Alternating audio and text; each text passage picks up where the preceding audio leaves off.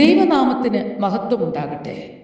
ഒരു പുതിയ ദിവസം കൂടെ കാണുവാൻ, ഒരു സ്വാതന്ത്ര്യ ദിനം കൂടെ കാണുവാൻ ദൈവാത്മാവ് നമ്മെ സഹായിച്ചതിന് സ്തോത്രം.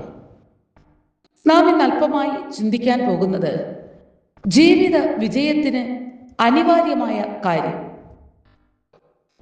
ഞാൻ ആര് വിശ്വസിച്ചിരിക്കുന്നു എന്നറിയുന്നു, അവൻ എൻ്റെ ഉപനിധി, ആ ദിവസം വരെ സൂക്ഷിപ്പാൻ ശക്തൻ എന്ന് ഉറച്ചിരിക്കുന്നു.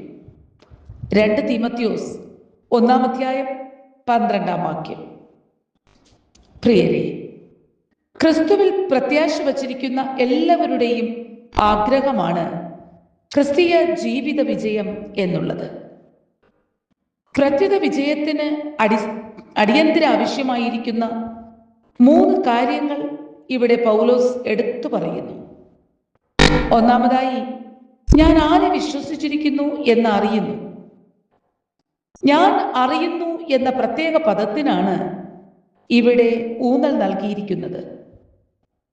ക്രിസ്തുവുമായുള്ള തൻ്റെ ബന്ധം കേട്ടുകേൾവിയോ തൻ്റെ ജ്ഞാനത്താൽ ലഭ്യമായ അറിവോ അല്ല. ദമസ്കോസിൽ വെച്ചുണ്ടായ ദർശനത്താൽ ഉളവായ ആത്മീക ബന്ധമാണത്. അന്നു മുതൽ ക്രിസ്തു തൻ്റെ ജീവിതത്തിൻ്റെ സർവ അധികാരിയായി തീർന്ന അനുഭവമാണിത്. ക്രിസ്ത്യാനിത്വം കേവലം വിശ്വാസമല്ല, അതൊരു അനുഭവമാണ്. ഭക്തനായ ഇയ്യോബ് പറയുന്നത്, എൻ്റെ വീണ്ടെടുപ്പുകാരൻ ജീവിച്ചിരിക്കുന്നു എന്ന് ഞാൻ അറിയുന്നു എന്നാണ്. ഇയ്യോബ് 19:25.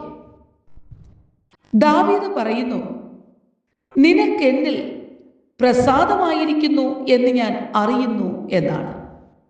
സങ്കീർത്തനങ്ങൾ 41:11. എന്നാൽ യെശയ്യാ എന്താ പറയുന്നത്? 50:7. ഞാൻ ലജ്ജിച്ചു പോകയില്ല എന്ന് ഞാൻ അറിയുന്നു.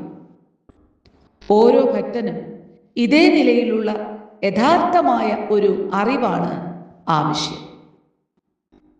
രണ്ടാമതായി വചനം പഠിപ്പിക്കുന്നു, ഞാൻ വിശ്വസിച്ചിരിക്കുന്നു എന്ന് ഉറച്ചിരിക്കുന്നു. അറിവിനേക്കാൾ അല്പം മുൻപോട്ട് കടന്ന് താൻ പറയുകയാണ്, ഒരു ഉറച്ച വിശ്വാസം എനിക്ക് ഉണ്ട്. റോമർക്കെഴുതിയ ലേഖനം 8:39.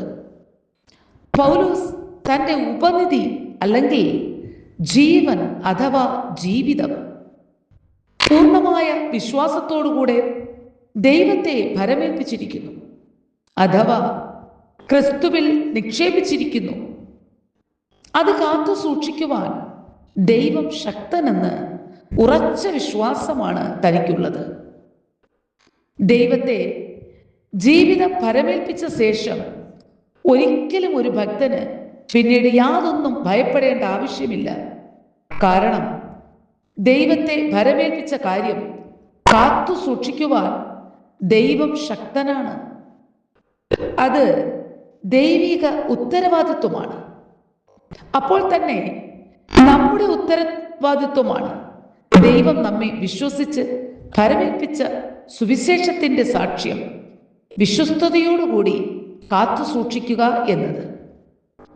1 കൊരിന്ത്യർക്ക് എഴുതിയ ലേഖനം 3:10-15 വരെ വായിക്കുമ്പോൾ നമ്മുടെ ഗൃഹവിചാരകത്വത്തിൻ്റെ കണക്ക് നാം ദൈവത്തെ ഭരമേൽപ്പിക്കണം എന്ന് കാണാം. മൂന്നാമതായി വചനം പഠിപ്പിക്കുന്നു, ഞാൻ സമർപ്പിച്ചിരിക്കുന്നു. ഐ ഹാവ് കമ്മിറ്റഡ്, അഥവാ ഞാൻ അവനെ ഭരമേൽപ്പിച്ചിരിക്കുന്നു. സമർപ്പണം എന്നതിന് നമ്മുടെ കൈ പിൻവലിച്ചുകൊണ്ട് സംരക്ഷണാർത്ഥം ഒരു വസ്തു മറ്റൊരു വ്യക്തിയുടെ അധീനതയിലും സൂക്ഷിപ്പിലും വിട്ടുകൊടുക്കുക എന്നാണ് അർത്ഥം. സങ്കീർത്തനങ്ങൾ 37:5. യഹോവയിൽ ഭരമേൽപ്പിക്കുകയും അവനിൽ മാത്രം ആശ്രയിക്കുകയും ചെയ്യുന്ന ഒരു അവസ്ഥയാണിത്. യഥാർത്ഥ സമർപ്പണം മരണതുല്യമാണ്. സമർപ്പണമാണ് ക്രിസ്തീയ ജീവിതത്തിൻ്റെ അസ്ഥിവാരം. ദൈവത്തെ ജീവിതം ഭരമേൽപ്പിച്ചവർക്ക് മാത്രമേ ഭാരമെന്നി ജീവിക്കുവാനും ജീവിത വിജയം കൈവരിക്കുവാനും സാധ്യമാകുകയുള്ളൂ. ക്രിസ്തുവിനെ ഞാൻ അറിയുന്നു, ഞാൻ ഉറച്ചു വിശ്വസിക്കുന്നു, എന്നെ അവിടുത്തെ കയ്യിൽ സമർപ്പിച്ചിരിക്കുന്നു.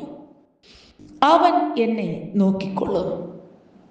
Have a blessed day.